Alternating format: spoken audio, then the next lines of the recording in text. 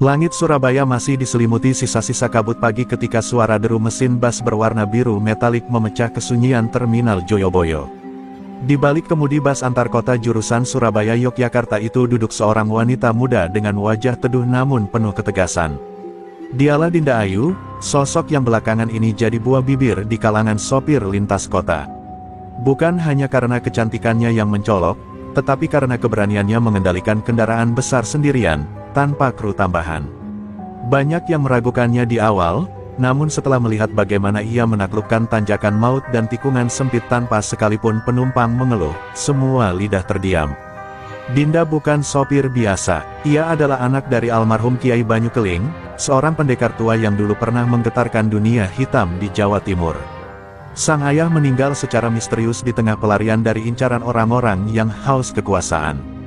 Sebelum menghembuskan napas terakhir, Kiai Banyu sempat memindahkan sebuah ajian sakti ke tubuh Dinda, ajian Bramusti, sebuah ilmu langka yang hanya diwariskan pada darah keturunan langsung. Namun ajian itu bukan sekadar kekuatan fisik, ia mengikat batin dan nurani. Sekali disalahgunakan, pemiliknya akan kehilangan jiwa dan raga. Sejak kecil Dinda dilatih bukan hanya untuk mengemudi, tapi untuk mengendalikan amarah. Kiai Banyu pernah berkata, perempuan yang kuat bukan yang menonjolkan tenaga, tapi yang tahu kapan harus menggenggam dan kapan harus melepaskan. Kalimat itu terukir dalam hati Dinda, bahkan hingga ia kini menjadi tulang punggung keluarga dan satu-satunya perempuan di trayek bas besar Surabaya-Yogyakarta. Meski banyak yang menghormatinya, tak sedikit pula yang memandang sinis. Beberapa sopir pria memanggilnya boneka setir, meremehkannya karena wajah cantik dan tubuh mungilnya. Namun Dinda tak pernah meladeni dengan emosi. Ia percaya, waktu akan membuktikan siapa yang tangguh di jalanan.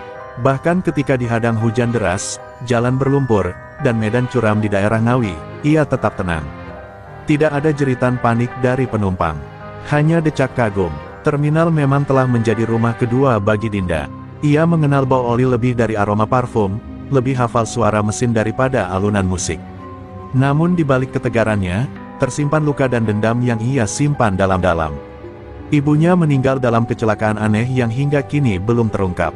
Dan Dinda yakin, kematian ibunya masih ada hubungannya dengan kelompok-kelompok jalanan arogan yang dulu pernah dihadapi ayahnya. Hari itu, saat mentari mulai meninggi, Dinda baru saja memanaskan bas ketika seorang kernet tua, Pak Darto, menghampirinya. "Nduk, hati-hati ya di jalur barat," katanya. Ada rombongan anak moge yang mulai bikin ulah lagi. "Jalanan kayak milik bapaknya," gumamnya. Dinda hanya tersenyum tipis. Dalam hatinya, ia bisa merasakan firasat aneh. Angin pagi yang biasa menyejukkan kini terasa berat dan menyesakkan. Di kaca spion, ia melihat bayangannya sendiri. Matanya tajam seperti mata elang, namun penuh kelembutan. Ia menatap dalam, seolah berbicara pada dirinya sendiri. "Ayah, jika hari ini waktunya datang, izinkan aku membuka segel Bramusti," bisiknya lirih. Mesin bas meraung, dan Dinda menarik tuas persneling dengan mantap. Perjalanan dimulai, dan jalanan hari ini tak tahu, bahwa yang sedang melintas bukan sekadar sopir biasa, melainkan pewaris kekuatan yang telah lama terkubur dalam legenda. Dan di tikungan takdir yang belum mereka tahu, Mel Gondrong dan anak-anak moge arogan tengah menanti. Belum tahu bahwa yang akan mereka hadapi, adalah badai dalam wujud seorang perempuan. Kilometer demi kilometer dilahap roda-roda baja bas yang dikemudikan Dinda Ayu. Jalanan mulai berliku saat kendaraan memasuki daerah perbatasan Mojokerto-Jombang. Di dalam kabin, penumpang tertidur pulas, tidak sadar bahwa sopir mereka tengah bergelut dengan kenangan masa lalu yang kembali menyeruak bersama angin yang membawa aroma tanah basah. Dinda menggenggam kemudi lebih erat, teringat masa kecilnya yang keras namun penuh didikan spiritual dari sang ayah. Kala itu, usianya baru 10 tahun saat ayahnya mulai melatihnya di tengah malam, di bawah pohon beringin tua di belakang rumah. Ajian Bramusti bukan untuk pamer kekuatan, suara berat Kiai Banyu menggema dalam pikirannya.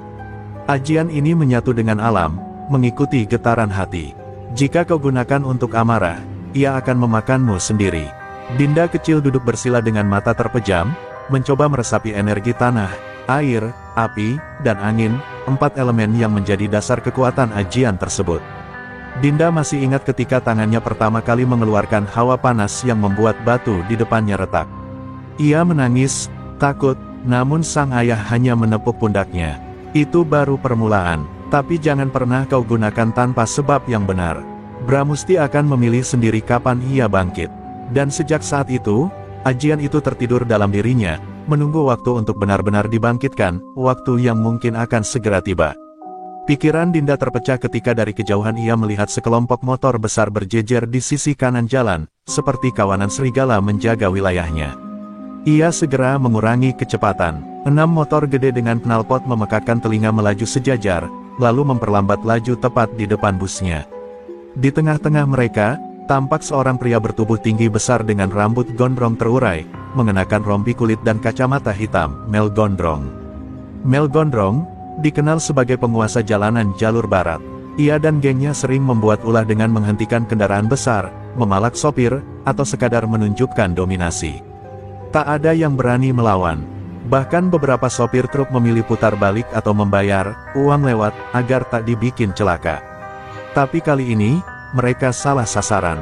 Dinda memperlambat bus, bukan karena takut, tapi karena ingin menghindari masalah. Tapi ia tahu, makin ia menunjukkan ketenangan, makin besar godaan bagi preman jalanan seperti mereka untuk bertindak lebih jauh. Satu motor menyalip hingga ke sisi kiri dan hampir menabrak spion. Mel menoleh dan melemparkan tawa kasar, lalu memberi isyarat untuk bus berhenti di bahu jalan. Suara motor mengaum seperti menantang. Mesin bus akhirnya mati. Dinda menarik napas dalam. Ia sempat menoleh ke tas kecil di bawah kursinya, di dalamnya tersimpan kain hitam peninggalan ayahnya, berisi mantra penjinak kekuatan Bramusti. Tangan Dinda sedikit gemetar. Ini bukan ketakutan, ini adalah peringatan dari dalam. Bramusti mulai bangun. Jangan, belum waktunya, bisik Dinda dalam hati, meski tubuhnya sudah mulai merasakan denyutan halus di sekujur tangan. Langit mendung, dan di antara bayangan hitam motor-motor besar itu, Mel Gondrong melangkah perlahan menuju bus. Setiap langkahnya seperti guntur yang menghentak tanah. Ia belum tahu siapa yang ada di balik kemudi. Tapi dalam waktu dekat, ia akan tahu, bahwa hari ini bukan ia yang memberi pelajaran, melainkan yang akan menerima hukuman dari ajian yang tak pernah bisa dipadamkan oleh logika jalanan. Mel Gondrong menatap kaca depan bus dengan angkuh, seolah sedang menantang siapapun yang duduk di balik kemudi. Di belakangnya, anggota geng motornya bersorak liar, mengelilingi bus seperti serigala lapar yang menemukan mangsanya. Asap knalpot mengepul, membentuk kabut tipis yang menyelimuti suasana, menciptakan ketegangan yang menyesakkan dada. Beberapa penumpang mulai terbangun, menyadari bahwa mereka sedang dalam situasi yang tak biasa. Wajah-wajah pucat berbisik panik di antara deru mesin yang tak kunjung reda. Dinda Ayu menghela napas panjang, mencoba tetap tenang. Ia membuka pintu bus perlahan, lalu turun dengan langkah mantap. Sepatu boot hitam yang dikenakannya menjejak aspal dengan suara pelan tapi tegas. Saat Mel melihat siapa yang muncul dari dalam bus, senyum congkak di wajahnya melebar. "Lo, sopirnya cewek, cuy," serunya sambil tertawa keras. Yang lain ikut tergelak, seperti sekelompok anak nakal yang baru saja menemukan mainan baru. Tapi Dinda hanya diam, sorot matanya dingin dan tak tergoyahkan. "Ada perlu apa kalian menghentikan kendaraan umum?" tanya Dinda, suaranya tenang namun menyimpan bara. Mel mendekat, nyaris menyentuhkan wajahnya ke wajah Dinda. "Perlu apa? Hahaha, ini jalan milik kita. Kalau mau lewat, bayar." "Aturan lama," sopir manis, gumamnya dengan nada meremehkan. Tangannya berusaha menyentuh dagu Dinda, namun wanita itu segera menepisnya dengan cepat. Sentuhannya bukan hanya menolak, tapi juga memancarkan energi aneh yang membuat Mel mundur setengah langkah tanpa sadar. Tatapan Dinda tajam, dan sekejap angin berubah arah. Udara mendadak panas seperti menjelang badai. Salah satu anak moge, yang sedari tadi tertawa paling keras, mencoba mendekat sambil mengangkat batang besi kecil, mengancam.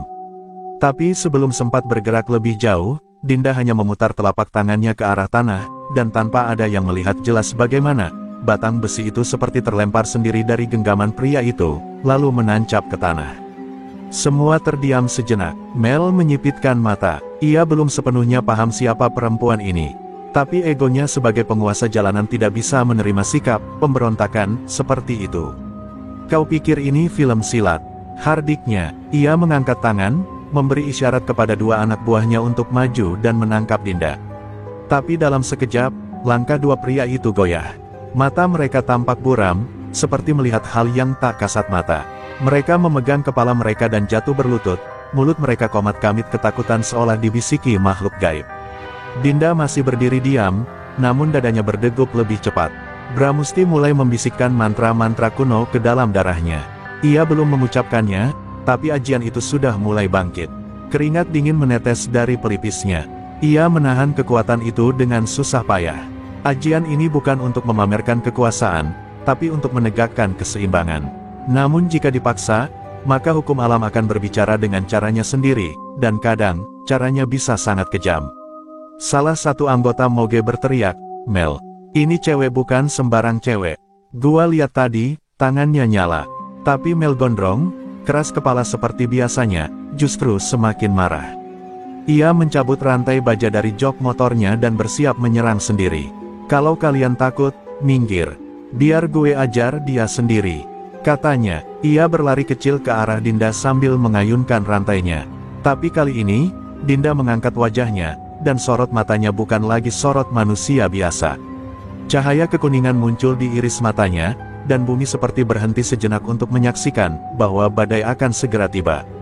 Rantai baja itu melesat cepat di udara, berputar seperti cambuk maut yang siap merobek siapa saja yang menghalangi. Mel gondrong mengerahkan seluruh tenaganya, penuh amarah dan kesombongan yang telah lama menjadi mahkota di jalanan. Tapi ketika rantai itu nyaris mengenai wajah Dinda, ia hanya mengangkat satu tangan, dan seketika rantai itu berhenti di udara, menggantung tanpa sentuhan, seolah terperangkap dalam kekuatan tak kasat mata. Mata Mel membelalak, detik itu pula ia merasa tubuhnya seolah dihantam gelombang panas dari arah depan. Dinda tidak bergerak sejengkal pun. Rambutnya hanya sedikit bergoyang ditiup angin yang mendadak berputar pelan di sekelilingnya. Getaran aneh merambat dari aspal di bawah kaki mereka, seperti bumi sendiri menolak hadirnya kekerasan. Penumpang dari dalam bus hanya bisa melihat dari balik kaca, seorang perempuan melawan gerombolan preman bermotor, dan untuk alasan yang tak mereka pahami, perempuan itu tampak lebih berbahaya dari siapapun. Mel terpental beberapa langkah ke belakang, tak menyadari bagaimana bisa rantai di tangannya meledak panas seperti dibakar. Telapak tangannya melepuh, dan wajahnya merah padam, antara sakit dan malu. Ia menggertakkan gigi, menahan amarah. "Kau main ilmu? Ya. Ilmu apa kau pakai?" teriaknya, setengah marah, setengah takut. Tapi Dinda hanya menatapnya tajam, tak menjawab sepatah kata pun. Salah satu anak buah Mel berusaha kabur dengan motor, tapi roda motornya tiba-tiba tergelincir sendiri, padahal jalanan kering. Ia jatuh tersungkur dan tak bisa berdiri. Sekarang, satu persatu dari mereka mulai menyadari bahwa yang mereka hadapi bukan manusia biasa. Beberapa mencoba menghidupkan motor, namun mesin-mesin itu mendadak mati, seperti ditelan energi gelap. Ketakutan menjalar seperti wabah. Mereka bukan anak baru di jalanan, tapi belum pernah berhadapan dengan kekuatan seperti ini. Dinda menutup matanya sejenak. Di dalam hatinya, ia mendengar bisikan dari masa lalu, suara ayahnya, mengingatkan, jangan menghancurkan jika bisa menyadarkan. Ia menarik napas, lalu membuka mata dengan lebih lembut. Cahaya kekuningan di matanya meredup perlahan. Tapi semuanya sudah melihatnya. Dalam hitungan detik, nama Dinda Ayu akan menjadi legenda yang dibisikkan dengan rasa takut dan hormat di antara para penguasa jalanan. Mel berusaha berdiri, tapi lututnya bergetar. "Apa maumu?" bentaknya, mencoba mengembalikan harga dirinya yang remuk. Dinda melangkah pelan mendekatinya, lalu berkata dengan tenang, "Jalan ini bukan milikmu. Aku bukan siapa-siapa, tapi aku dijaga oleh mereka yang tak bisa kau lihat. Pulanglah sebelum yang tak terlihat itu mengambil milikmu yang terakhir, nyawamu." Sejenak, hening menggantung, lalu Mel gondrong memalingkan wajahnya, memberi aba-aba pada anak-anaknya. "Kita cabut," teriaknya. Satu persatu mereka pergi, sebagian masih menggigil, sebagian tersungkur ditolong temannya. Tak ada yang berani menoleh ke belakang. Di antara raungan Moge yang menjauh, hanya Dinda yang berdiri sendiri di tengah jalan, diam, tenang, tapi kini tak lagi dianggap lemah. Saat bus melanjutkan perjalanan, penumpang memberi tepuk tangan pelan. Tak seorang pun berani bertanya apa yang sebenarnya terjadi. Tapi di antara mereka, semua tahu, hari ini mereka telah melihat lebih dari sekadar sopir. Mereka telah melihat penjaga jalanan, yang bangkit bukan dengan amarah, tapi dengan ajian yang hanya diwariskan sekali dalam satu generasi, Bramusti. Sore mulai turun saat bas Dinda Ayu melintasi kawasan hutan jati di daerah perbatasan Nganjuk Madiun. Langit berubah jingga, dan suara jangkrik mulai menggantikan deru mesin moge yang tadi sempat menguasai jalanan. Dinda tetap diam di balik kemudi. Meskipun wajahnya tenang, hatinya bergejolak. Ajian Bramusti yang tadi sempat bangkit, masih bergetar pelan dalam tubuhnya. Ia tahu, segel energi itu tak sepenuhnya kembali tidur. Ada sesuatu yang telah terpicu, dan tak bisa ditarik kembali. Di sebuah warung pinggir jalan yang biasa jadi tempat istirahat sopir lintas, Dinda menghentikan bas. Ia memberi waktu 20 menit bagi para penumpang untuk ke toilet dan membeli makanan. Sementara mereka turun, seorang pria tua berjubah coklat lusuh, yang entah dari mana datangnya, mendekati Dinda. Matanya sipit tapi tajam, tubuhnya kurus tapi penuh wibawa. Ia mengenakan kalung kayu cendana dan membawa tongkat bambu hitam. Dinda langsung mengenalnya. Pria itu adalah Pak Mbah Wiro Selo, mantan pendekar jalanan yang dulu bersahabat dengan almarhum ayahnya. Aku tahu kau telah membangunkan Bramusti, enduk, suara Pak Wiro dalam, namun tidak menghakimi. Dinda menunduk. Aku tak bermaksud membuka segel, Mbah. Tapi mereka memaksa, jawabnya lirih. Pak Wiro hanya mengangguk pelan. Aku tidak datang untuk menyalahkanmu. Aku hanya ingin mengingatkan, setiap kali Bramusti dibangkitkan, maka penjaga keseimbangan juga akan bangun. Tak semua penjaga itu berada di pihakmu. Dinda menatap wajah tua itu, bingung. Penjaga keseimbangan. Pak Wiro menarik napas dalam, lalu berkata, dulu waktu ayahmu menguasai Bramusti, ada satu orang yang menjadi lawan seimbangnya, pemilik ajian Rawabumi. Ia menghilang bertahun-tahun, tapi sekarang, aku mendengar ia kembali. Dan yang lebih buruk, dia sedang mencari pewaris Bramusti yang baru. Kata-kata itu menusuk dada Dinda seperti sembilu. Ajian Rawabumi. Ia pernah mendengar nama itu disebut-sebut oleh ayahnya, sebuah ajian hitam yang bisa mengendalikan tanah, menimbulkan lumpur hidup, bahkan menelan orang hidup-hidup ke dalam perut bumi. Tak banyak yang selamat dari pertarungan melawan penggunanya. Dan jika benar pemiliknya kini kembali, maka pertarungan yang jauh lebih besar dari pertemuan dengan Mel Gondrong sedang menanti di ujung jalan. Pak Wiro menyodorkan sebuah kantong kecil berisi daun kering dan serbuk hitam. Kalau kau tak bisa menghindari pertarungan, setidaknya siapkan perlindungan. Ini bukan untuk menyerang, tapi untuk menjaga jiwamu tetap utuh saat Bramusti menguasaimu penuh. Dinda menerimanya dengan tangan gemetar. Ia tahu, hidupnya tak akan pernah kembali normal sejak hari ini. Saat bas kembali melaju, Dinda menatap jalanan gelap di depan, seolah bisa melihat lebih jauh dari cahaya lampu sorot. Ia tidak takut, tapi ia tidak lagi merasa sendiri. Dalam diam, ia berkata pada dirinya sendiri, jika ini takdirku, aku akan berjalan sampai akhir. Tapi siapapun yang mencoba mengganggu penumpangku, akan berhadapan dengan ajian yang telah melindungi jalanan Jawa sejak zaman leluhur. Dan entah dari arah mana, suara angin berdesir lirih membawa satu pesan, Bramusti telah bangkit. Maka bayangan dari Rawabumi akan segera menyusul. Hujan turun tanpa permisi, mengguyur jalanan Ngawi dengan deras. Dinda Ayu memelankan laju bas, wiper bergerak cepat seolah berlomba melawan kabut dan derasnya air. Petir sesekali menyambar langit, memantulkan cahaya kilat ke kaca depan. Tapi bukan cuaca yang membuat dada Dinda sesak. Sejak pertemuannya dengan Pak Wiro Selo, ia merasakan kehadiran lain, bayangan yang mengintai dari kejauhan, seperti mata yang terus memperhatikannya, tak peduli kemana ia melaju. Ia tahu betul ini bukan perasaan biasa. Ajian Bramusti yang tertidur sejak belasan tahun kini tak lagi tenang dalam tubuhnya.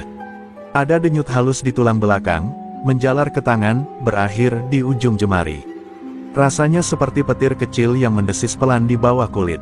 Semakin bas melaju ke arah barat, semakin kuat desis itu terdengar dalam batinnya. Bramusti, seperti hewan purba yang baru bangkit dari tidur panjangnya, kini mulai menjejakkan langkah. Dinda menepikan bas di sebuah SPBU tua yang sudah lama tak beroperasi. Ia turun dan berdiri di bawah naungan atap seng yang bocor, menatap langit. Petir menyambar di kejauhan, lalu disusul bayangan hitam di belakang tumpukan drum karat. Ia berpaling cepat, namun tak melihat siapapun. Tapi getaran itu jelas, seseorang, atau sesuatu, sedang mencoba menghubungkan energi dengan dirinya. Bukan Mel Gondrong, bukan preman jalanan biasa, ini lebih dalam, lebih purba. Aku sudah tahu kau terbangun, suara itu muncul seperti bisikan yang dicampur suara air mengalir. Dinda menoleh ke arah gelap di ujung parkiran, dan di sana berdiri sosok berjubah abu dengan wajah tertutup kain. Sosok itu tidak bergerak, tapi tubuhnya memancarkan aura dingin, seperti rawa di tengah malam. Bramusti tidak seharusnya bangkit tanpa izin bumi. Dan aku adalah penjaganya, ucapnya lirih. Seketika Dinda sadar, ia sedang berhadapan dengan pewaris ajian rawa bumi. Sosok itu tidak menyerang, hanya datang sebagai peringatan. Tapi tatapan matanya yang menyala kehijauan seakan menyampaikan ribuan ancaman yang tak perlu diucapkan. Jalanan ini milik siapapun yang berani menjaganya. Aku tidak takut padamu, jawab Dinda dengan tenang, meski dalam dirinya, Bramusti sudah mulai berdentum, menyalakan bara seperti kobaran api dalam gua tua.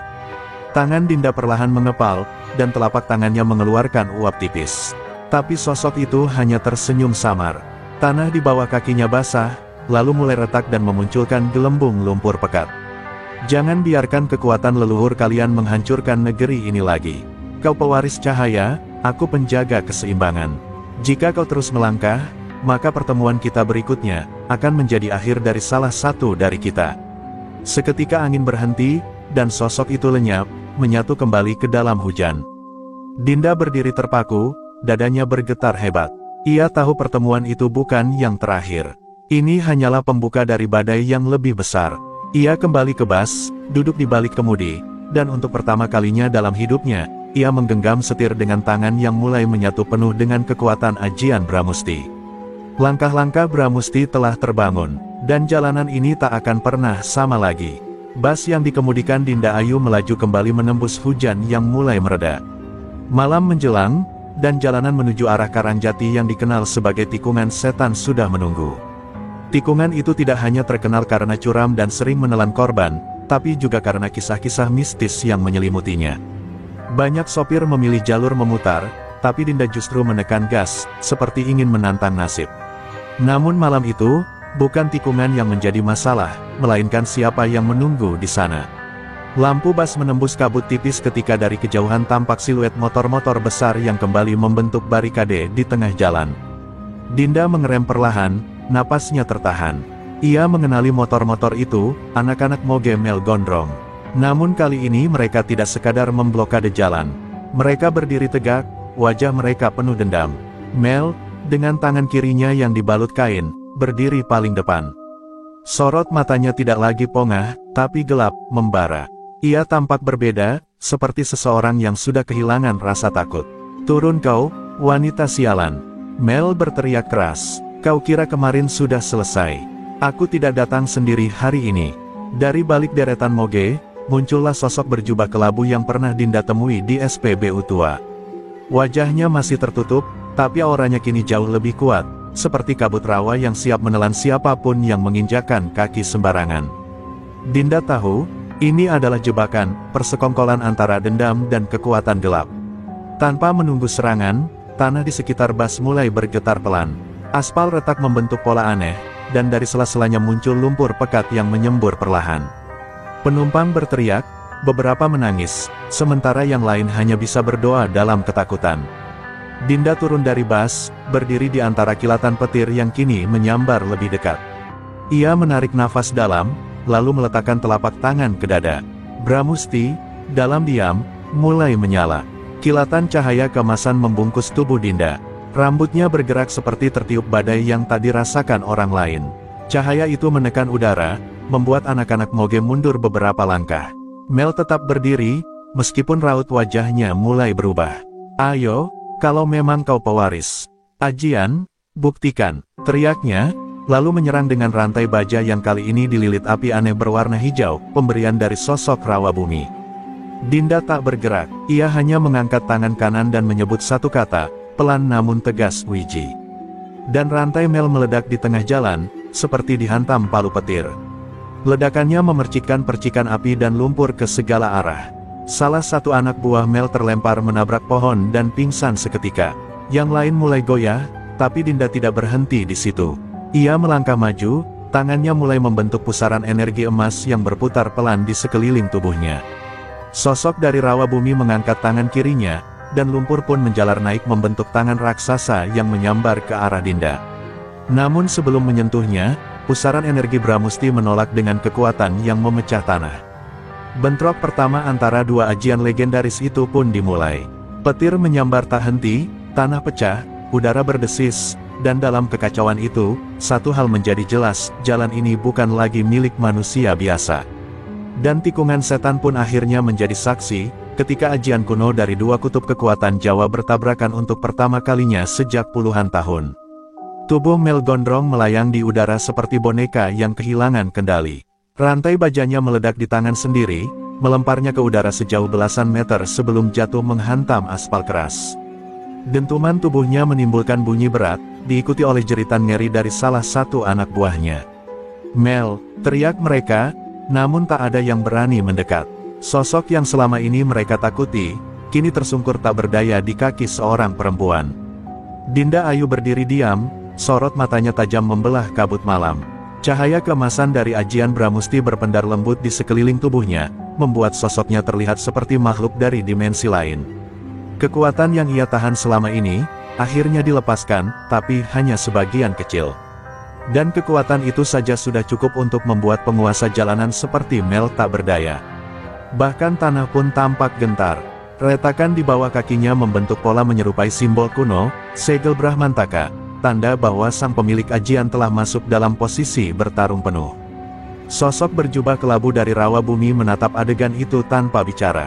Tapi dari gerakan kecil jemarinya yang mengepal, terlihat bahwa ia tak menyukai apa yang terjadi. Perlahan, ia melangkah maju. Lumpur kembali bergolak, membentuk bayangan hitam menyerupai ular besar yang melingkar di tanah. Lidah lumpur itu menyambar ke arah Dinda dengan kecepatan luar biasa. Tapi Dinda, dengan tenang mengangkat tangan kirinya, dan seberkas cahaya tajam memotong udara. Ular lumpur itu terbelah sebelum sempat menyentuh ujung sepatunya. "Ini baru permulaan," ucap sang penjaga rawa bumi, suaranya lirih namun menggema di udara. Dinda tidak menjawab. Ia tahu, jika pertarungan benar-benar dilanjutkan, maka kerusakan yang ditimbulkan akan menelan lebih dari sekadar jalan dan aspal, bisa jadi nyawa para penumpang dan warga sekitar. Dan ia tak ingin itu terjadi. Ia melangkah pelan ke arah tubuh Mel yang masih meringis, lalu berlutut di sampingnya. "Dendammu membutakanmu, Mel, tapi kamu belum terlambat. Pulanglah, sebelum ajian ini menelan jiwamu." Mel menatap Dinda, antara takut dan bingung. Mulutnya bergerak, namun tak satu kata pun keluar. Tangannya gemetar hebat. Ia tak pernah membayangkan bahwa dunia jalanan yang selama ini ia kuasai, ternyata menyimpan kekuatan yang tak bisa dilawan dengan fisik semata. Kekuatan yang bersumber dari leluhur, dari tanah dan langit itu sendiri. Ia mencoba bangkit, namun tubuhnya tak sanggup menopang beban kekalahan dan ego yang remuk. Anak-anak moge mulai menarik mundur motor mereka. Satu persatu mereka meninggalkan lokasi tanpa suara, tak lagi mengeluarkan sorak atau caci maki. Yang tersisa hanya genangan lumpur, jejak asap, dan suara halus angin yang kembali berhembus setelah pertarungan mereda. Dinda menatap langit, bintang mulai muncul di balik awan yang tersisa, seolah memberi isyarat bahwa malam telah kembali dalam kendali. Sang penjaga rawa bumi menghilang begitu saja, menyatu ke dalam kabut. Tapi sebelum lenyap, ia menoleh sekali lagi, matanya menyala kehijauan. "Kita akan bertemu lagi, saat Bramusti benar-benar bangkit, dan bumi tak lagi bisa bersabar." Hanya itu yang terdengar sebelum sosoknya lenyap di telan gelap. Dinda Ayu berdiri sendiri di tengah jalan, tubuhnya masih menyala samar oleh kekuatan Bramusti. Tapi kali ini, bukan rasa takut yang menyelimuti, melainkan pertanyaan, sampai kapan ia bisa menjaga keseimbangan? Dan apakah dirinya cukup kuat, menghadapi perang yang sebenarnya baru saja dimulai? Malam kian larut ketika Dinda Ayu akhirnya memarkir busnya di sebuah rumah makan tua di pinggiran Madiun. Penumpang telah diturunkan, dan kendaraan besar itu kini sunyi, menyisakan dirinya yang duduk di kursi sopir dengan napas berat. Pertarungan barusan menyisakan getaran di tubuhnya. Ajian Bramusti belum sepenuhnya mereda, masih berputar seperti pusaran energi di balik tulang-tulangnya. Tapi lebih dari itu, batinnya mulai dipenuhi pertanyaan yang tak terjawab, siapa sebenarnya penjaga rawa bumi? Dan mengapa ia seolah tahu garis darahnya? Dinda membuka tas kecil warisan ayahnya dan mengambil gulungan kain hitam tua yang sudah mulai usang. Di dalamnya tersimpan bukan hanya jimat penguat, tetapi juga kode-kode leluhur, simbol-simbol kuno yang dulu diajarkan ayahnya, namun belum pernah ia pahami seluruhnya. Salah satu simbol tampak bersinar samar sejak pertarungan tadi, lingkaran dengan 3 titik di tengah, melambangkan titik persilangan energi tanah jiwa langit. Tanda itu hanya akan aktif jika seorang pemilik Bramusti sedang diawasi, atau sedang dicari oleh kekuatan lain. Dengan hati-hati, Dinda membuka lembar demi lembar catatan kuno itu. Di balik gulungan kain, tersembunyi peta rahasia, bukan peta wilayah geografis, melainkan jalur aliran ajian, garis samar yang membentang dari Gunung Lawu, menembus hutan-hutan tua, hingga berakhir di suatu tempat di Jawa Tengah, Sendang Keramat Pandulu, tempat suci yang dipercaya sebagai titik bangkitnya kekuatan Bramusti ribuan tahun lalu. Dinda menggertakkan gigi. Ia paham, jika ia ingin menghentikan kekacauan ini sebelum tumbuh menjadi perang ajian besar, maka ia harus pergi ke tempat itu. Namun perjalanan ke Pandulu bukan perjalanan biasa. Wilayah itu dikenal sebagai zona larangan spiritual, penuh jebakan gaib dan makhluk penjaga. Bahkan para paranormal dan dukun jalanan enggan menyebut namanya. Tapi Dinda tak punya pilihan. Bramusti dalam dirinya tak akan pernah kembali tertidur sebelum ia menyelesaikan apa yang dimulai oleh ayahnya, dan mungkin, oleh para leluhur sebelum mereka. Saat fajar mulai menyingsing, Dinda kembali menyalakan mesin bas. Ia tahu jalur ke Pandulu tidak bisa ditempuh langsung oleh kendaraan besar. Maka, ia mengatur tujuan akhir penumpangnya lebih awal dari jadwal, menyampaikan alasan teknis. Para penumpang hanya mengangguk, sebagian masih trauma dengan kejadian semalam. Tak ada yang berani menentang. Diam-diam, nama Dinda Ayu mulai menyebar sebagai sopir bertangan api, pahlawan jalanan yang menjaga nyawa di tengah kekacauan. Sebelum meninggalkan rumah makan, seorang pria tua yang menjadi penjaga warung mendekat dan berbisik pelan, "Nduk, kau sudah ditunggu. Energi tanah tua sudah bangun. Pandulu bukan sekadar tempat, itu adalah pintu." Dinda menatap wajah pria itu, terkejut, tapi sebelum sempat bertanya, pria itu sudah kembali ke dapur, seolah tak pernah bicara apa-apa. Dinda menggenggam tas kainnya erat. Ia tak pernah merasa segenting ini. Bas kembali berjalan, dan di kejauhan, kabut mulai turun meski matahari belum sepenuhnya naik. Jalanan mulai kosong, terlalu sunyi untuk waktu pagi. Dinda tahu, ia tak sekadar menempuh rute biasa. Ia tengah menuju jantung dari ajian Bramusti, tempat yang mungkin akan mengungkap kebenaran, atau menjadi liang terakhir jika ia gagal. Di balik kaca spion, langit perlahan menggelap. Dan dari celah-celah kabut, sesuatu mulai mengikuti, tanpa suara, tapi dengan tatapan yang menusuk tulang. Mereka yang pernah disegel oleh para leluhur, kini mulai bangkit. Dinda Ayu menghentikan bas di sebuah desa kecil bernama Wonokeling, desa terakhir sebelum memasuki wilayah terlarang Pandulu. Jalanan mulai berubah dari aspal ke tanah merah yang licin. Penduduk desa hanya sedikit, dan mereka memandang Dinda dengan tatapan campur aduk, antara kagum, waspada, dan takut. Seolah mereka tahu siapa yang datang, atau lebih tepatnya, apa yang dibawanya.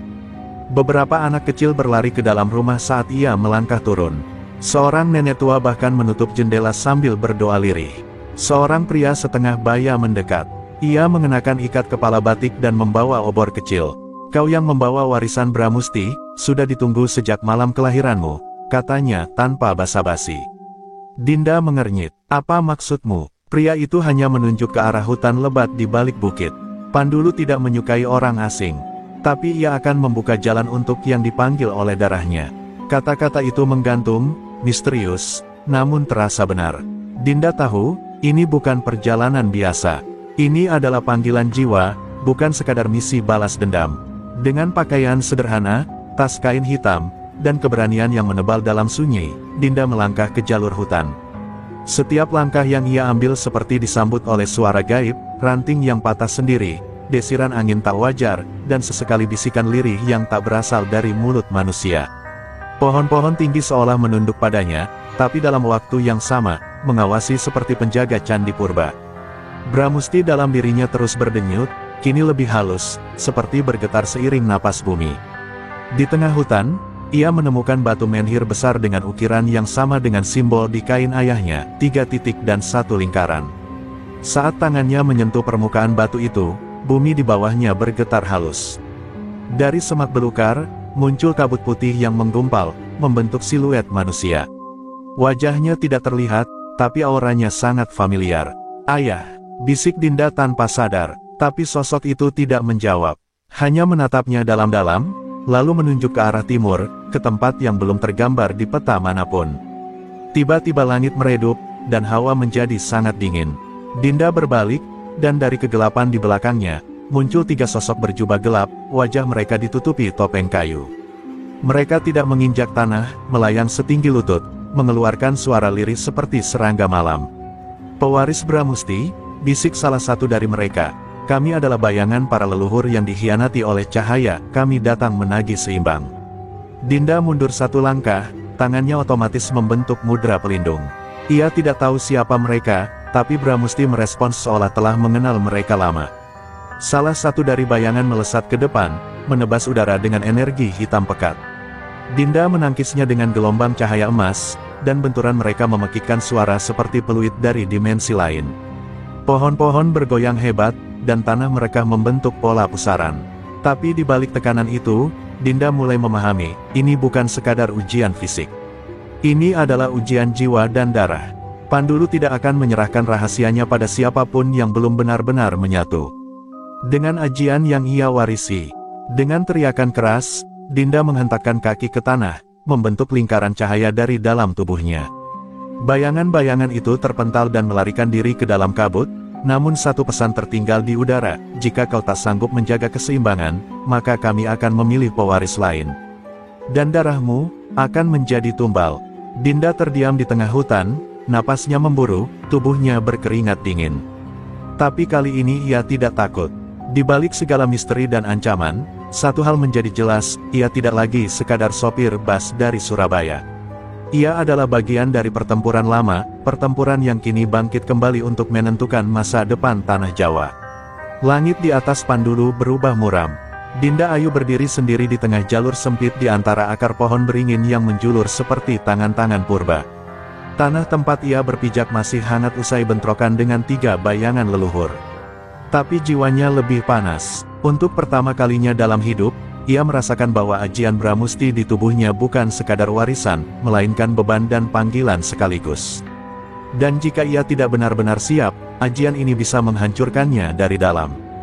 Di kejauhan terdengar gemuruh seperti suara gunung yang bergeser. Kabut menipis, dan di depan Dinda muncul gerbang batu setinggi 3 meter. Di atasnya terukir tulisan tua dalam aksara Jawa kuno, "Jan Masapa melebet tanpa restu, urip bakal ilang tan kena bali." Siapapun yang masuk tanpa izin, hidupnya akan lenyap dan tak kembali. Tapi batu jimat peninggalan ayah Dinda yang tergantung di lehernya mulai berpendar, seolah memberi izin. Dinda melangkah masuk dengan hati mantap, menembus pintu dunia yang tak boleh dimasuki sembarang orang. Begitu melewati gerbang, ia tiba di sebuah tanah lapang berlumut, dengan sumur tua di tengahnya. Di sekeliling sumur, 4 pilar batu berdiri, dan masing-masing mengeluarkan uap tipis. Dinda mendekat perlahan, lalu duduk bersila di depan sumur. Tanpa ia sadari, dari dalam sumur terdengar suara perempuan tua, lirih dan menggema. "Pewaris Bramusti, kau telah sampai pada akar kekuatan. Tapi belum tentu kau siap menanggungnya." Dinda memejamkan mata. "Jika ini takdirku, aku tak akan mundur." Suara dari sumur tertawa lirih, lalu berkata, "Maka bersumpahlah dengan darahmu." Tanpa ragu, Dinda menggigit ibu jarinya dan meneteskan darah ke tepi sumur. Cahaya dari 4 pilar langsung menyala terang. Angin berputar membentuk pusaran di atas sumur, dan dari dalam pusaran itu, muncul siluet seorang wanita berjubah putih emas, wajahnya ditutup kerudung tipis. Sosok itu tidak berjalan, namun melayang di udara, dan di tangannya tergenggam gada Bramusti, simbol kekuatan sejati dari ajian tersebut. "Aku adalah penjaga ajian ini. Jika kau ingin menyatu denganku, maka tinggalkan dendammu, dan lepaskan egomu." Kekuatan ini tidak tunduk pada amarah. Suara sosok itu menggema, seperti berasal dari masa ribuan tahun lalu. Dinda terdiam, dadanya berdegup kencang. Ia teringat Mel Gondrong, ia teringat semua penghinaan, semua rasa sakit. Tapi kemudian, ia juga teringat wajah-wajah penumpang bas yang ia lindungi. Anak kecil, ibu-ibu tua, orang-orang biasa. Maka ia berkata lirih, "Aku tak ingin membalas. Aku hanya ingin menjaga." Detik itu juga, gada Bramusti melesat ke arah Dinda dan menyatu dalam tubuhnya. Tidak lagi sebagai beban, tapi sebagai bagian dari jiwanya. Cahaya menyembur dari balik punggung Dinda, membentuk sayap energi sesaat, sebelum padam perlahan. Ia jatuh berlutut, lemas, tapi wajahnya damai. Ia tahu, ia telah diterima sepenuhnya sebagai pewaris sah Bramusti. Tapi sebelum ia bangkit, suara dari balik semak terdengar, berat, pelan, dan menakutkan. "Kau pikir kau yang pertama sampai sini?" Dinda menoleh cepat. Dari kegelapan, muncullah sosok Mel gondrong, namun kali ini, bukan sebagai manusia biasa. Tubuhnya diliputi asap hitam, matanya memerah, dan di punggungnya tampak guratan tanah retak yang menyala. Suaranya bukan hanya suaranya sendiri. Rawa Bumi kini telah memilih wadah barunya. Dinda Ayu mundur satu langkah, matanya terpaku pada sosok yang kini berdiri di hadapannya. Mel gondrong bukan lagi preman arogan yang ia tumbangkan di jalanan. Kini tubuhnya berubah, otot-ototnya membesar, kulitnya menghitam seperti tanah lembab, dan dari punggungnya menjalar akar-akar yang berdenyut seperti urat hidup. Suaranya terdengar ganda, suara Mel, dan suara sesuatu yang lebih tua, lebih menyeramkan, lebih dalam dari liang bumi. "Ajian Bramusti telah memilihmu, dan Rawa Bumi telah memilihku." Suara itu menggema dari mulut Mel, disusul tawa rendah yang menggema menembus pepohonan Pandulu. "Kau pikir bisa membawa keseimbangan? Tidak ada lagi seimbang, Dinda. Yang tersisa hanya siapa yang lebih kuat." Ia mengangkat tangan kirinya, dan tanah di sekitar mereka langsung terbelah, mengeluarkan lumpur panas yang berputar-putar. Rawa Bumi telah sepenuhnya merasuk ke dalam tubuhnya. Dinda menarik napas, lalu berdiri tegak. Gada Bramusti menyala samar di dadanya, dan dari kedua tangannya muncul cahaya keemasan yang memancar, membentuk lingkar pelindung di sekelilingnya. "Aku tak sedang bertarung untuk diriku sendiri," ucap Dinda pelan, "aku bertarung untuk mereka yang tak bisa melawan. Aku bukan siapa-siapa, Mel. Tapi ajian ini ada bukan untuk menyombongkan kekuatan, melainkan untuk melindungi keseimbangan yang diwariskan leluhur." Pertarungan pun pecah. Mel menghantam tanah dengan tinjunya, menciptakan gelombang lumpur yang menyapu seperti tsunami kecil. Dinda mengangkat tangannya, dan dari tanah di bawah kakinya memancar cahaya kuning emas yang menahan gempuran itu. Mereka saling serang, saling dorong. Api dan tanah bertemu, cahaya dan kegelapan beradu. Setiap kali Mel menyerang, bumi retak. Setiap kali Dinda menangkis, udara bersinar. Pandulu bergetar, dan para roh penjaga hanya bisa menyaksikan, dua kekuatan kuno kini bentrok dalam tubuh generasi baru. Tubuh Dinda terpental, menghantam pohon tua. Tapi ia segera bangkit, darah menetes dari sudut bibirnya. Mel maju dengan langkah berat, matanya merah membara. "Kau terlalu lembek, kekuatan ini bukan untuk orang seperti kamu," teriaknya. Tapi Dinda hanya tersenyum kecil, dan menjawab, "Justru karena aku tak tamat kekuasaan, ajian ini menerimaku." Dengan satu teriakan, Dinda mengangkat kedua tangannya ke langit, memanggil kekuatan inti dari Bramusti. Langit di atas Pandulu terbelah seketika, memunculkan pusaran cahaya emas yang turun perlahan, menyelubungi tubuhnya. Sayap-sayap cahaya muncul kembali, kini lebih besar, lebih terang. Gada Bramusti berputar di udara, lalu masuk ke tangan kanan Dinda dengan kekuatan penuh. Seketika ia menerjang ke arah Mel, menebaskan gada tepat ke dada lawannya. Bukan untuk membunuh, tapi untuk melepaskan ikatan roh jahat yang merasuki tubuh Mel. Cahaya emas menyelimuti tubuh pria itu, dan dalam sekejap, Mel menjerit keras, jeritan yang bukan hanya suara manusia, tapi juga suara Rawa Bumi yang terusir paksa dari wadahnya. Tubuh Mel jatuh ke tanah. Hening, gada Bramusti menghilang dari tangan Dinda, dan ia pun jatuh berlutut, napas tersengal, tubuh gemetar. Pandulu sunyi, tapi udara di sekitarnya mulai terasa ringan. Kabut memudar, tanah yang tadi retak kini kembali tenang. Tapi di balik ketenangan itu, Dinda tahu, ini belum akhir. Rawa Bumi telah terusir, tapi tidak musnah. Angin lembut menyapu tanah Pandulu saat cahaya dari gada Bramusti perlahan meredup. Dinda Ayu masih berlutut, tubuhnya gemetar, bukan hanya karena kelelahan fisik, tapi karena pertempuran barusan. Telah mengguncang jiwa dan ingatannya. Ia melihat tubuh Mel gondrong terbaring tak sadarkan diri, kini tak lagi diselimuti aura kegelapan.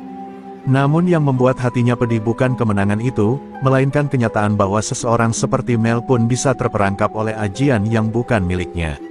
Sebuah suara lirih datang dari arah semak, suara yang menenangkan namun menggugah.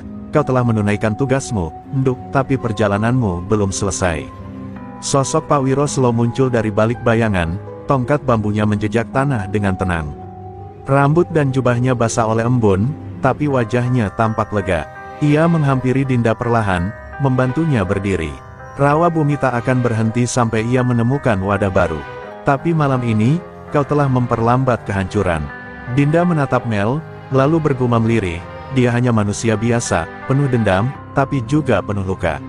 Pak Wiro mengangguk, betul, banyak orang seperti Mel yang menjadi kuat karena luka lama, bukan karena haus kuasa. Dan luka itulah yang digunakan oleh ajian gelap untuk menguasai manusia. Kata-kata itu menancap dalam di hati Dinda. Ia tak bisa lagi melihat dunia hanya dalam hitam dan putih.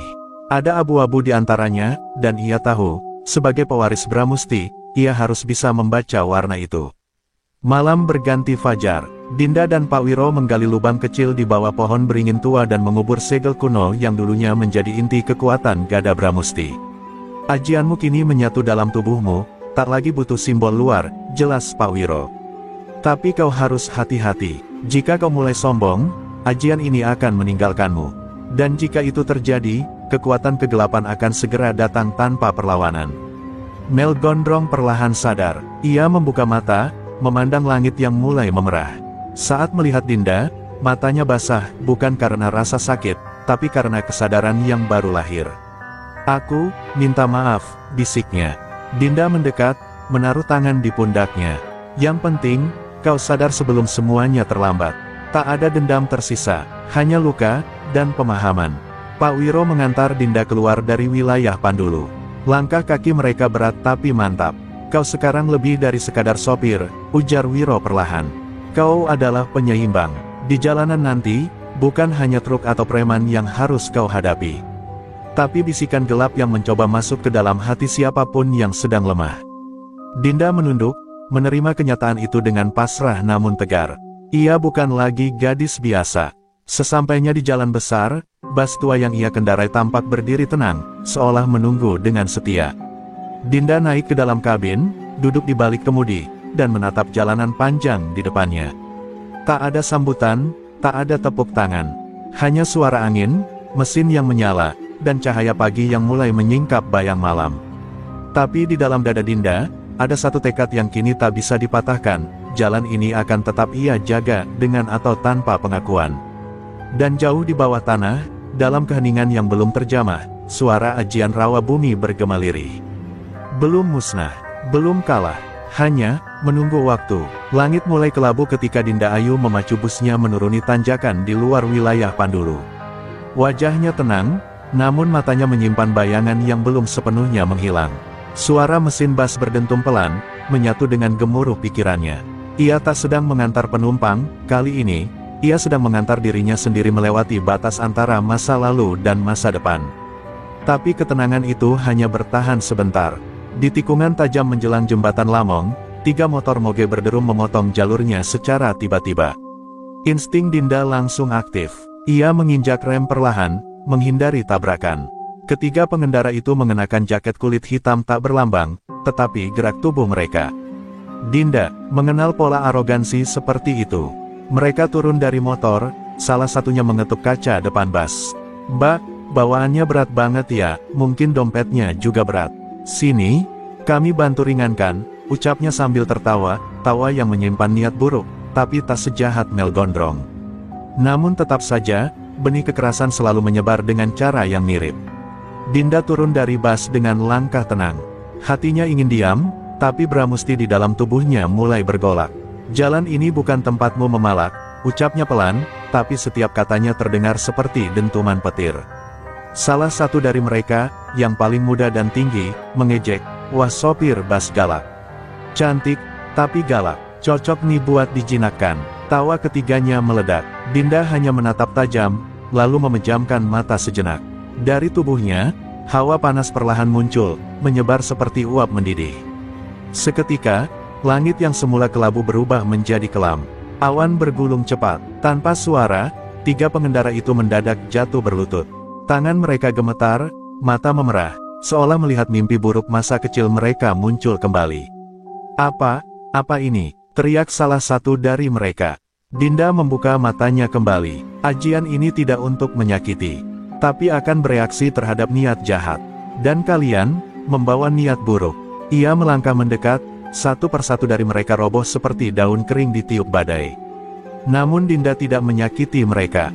Ia hanya berdiri, mengangkat tangan, dan memutar pusaran energi kecil di telapak tangannya. Dari pusaran itu, 3 titik cahaya kecil melesat ke arah dada mereka, menyentuh, menyerap, lalu menghilang.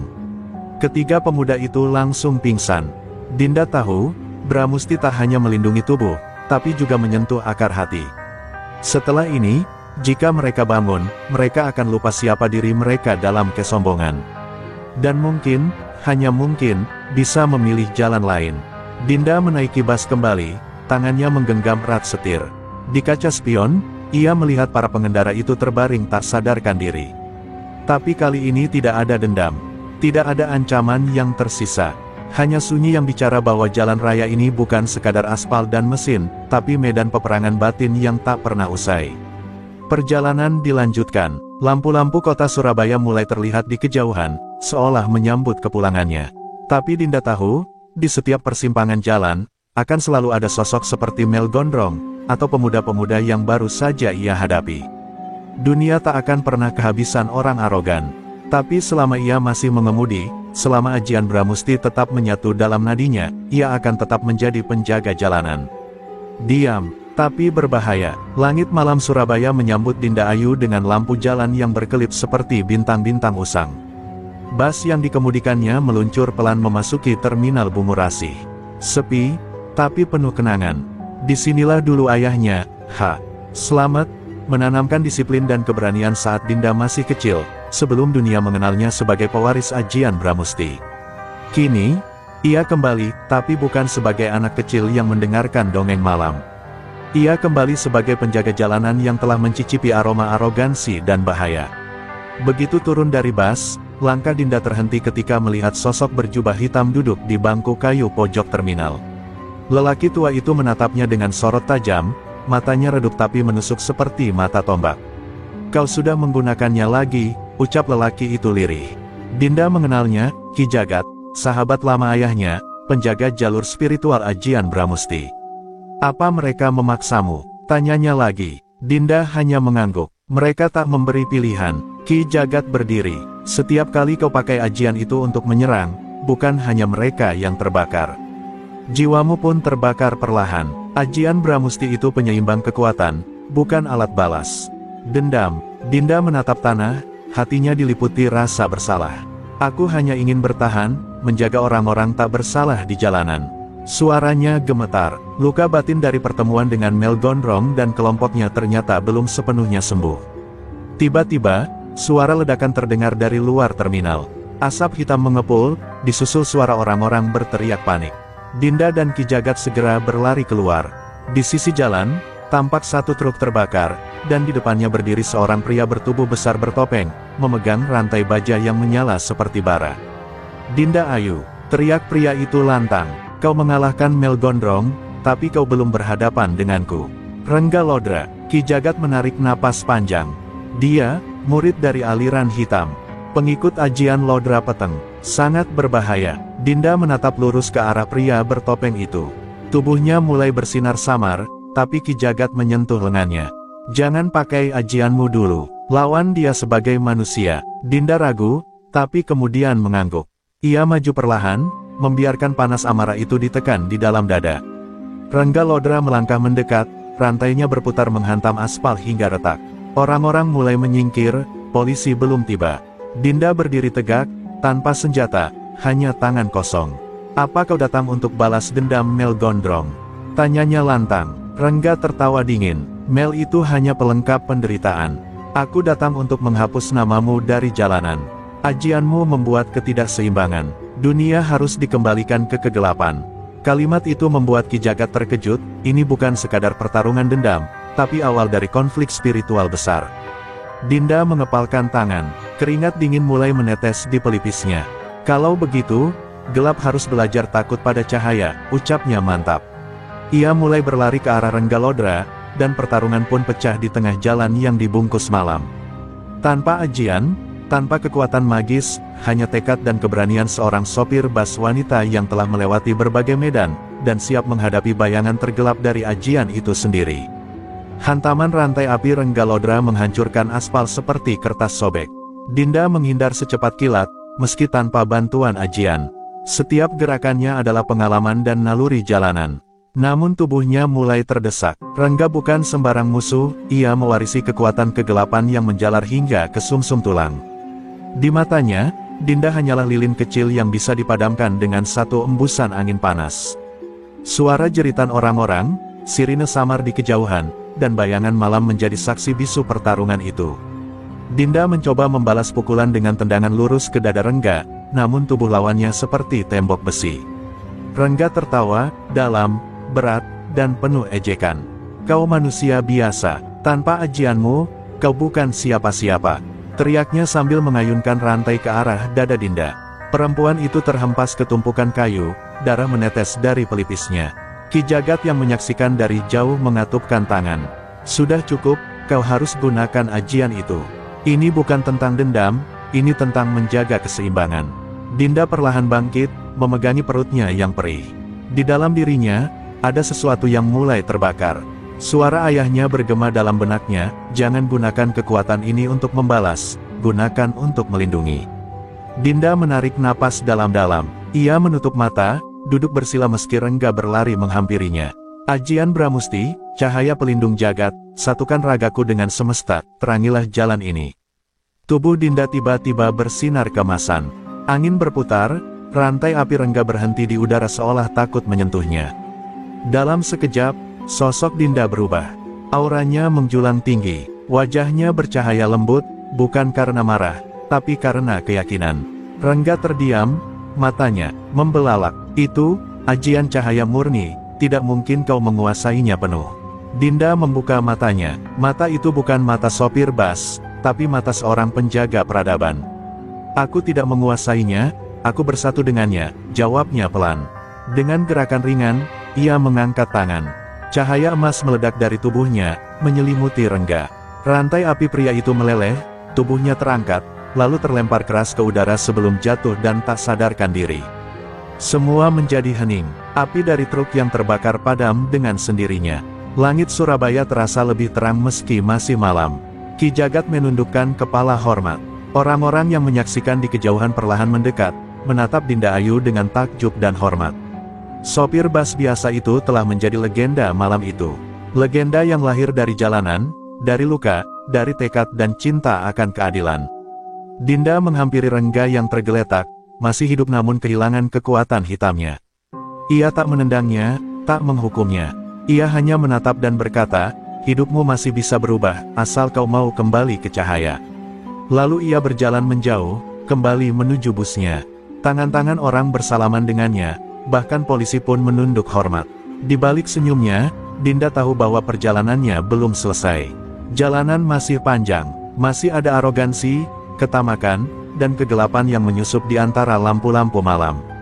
Tapi selama busnya masih berjalan, selama hatinya masih menyala, Dinda Ayu akan selalu ada di sana, penjaga jalan, pemilik ajian Bramusti, sang penebar terang di tengah gelap.